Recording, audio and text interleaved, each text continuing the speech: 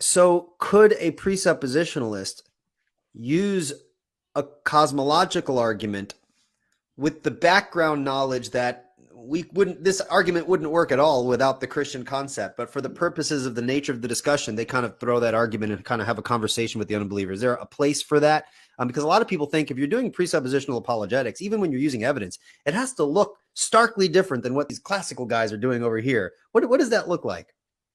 Yeah, again, I don't think it has to look starkly different. I just think even Cajetan, the commentator of Aquinas, he said, Thomas's proofs bump up against the ceiling of creation. You can't jump in a cause effect argument in the way that it's laid out classically, and let's just say Thomistically, you don't have within the argument.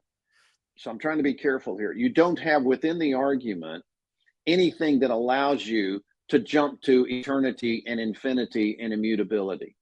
Thomas just says, this we call God. And so if people say yes and amen, okay, fine. But just recognize you've imported massive content into the argument that's not there in the argument itself. So if we're going to use a cause and effect argument, we're going to have to get to the point where we say God caused the universe. Yes, right. And that does not mean that he's subject to time or space in his causing it.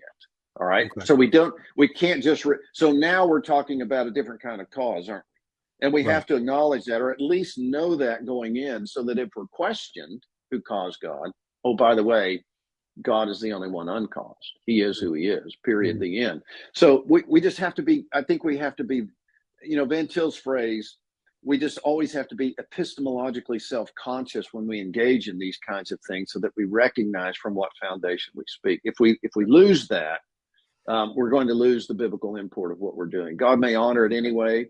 There have been successful natural theological arguments from other theological persuasions. We thank the Lord for that.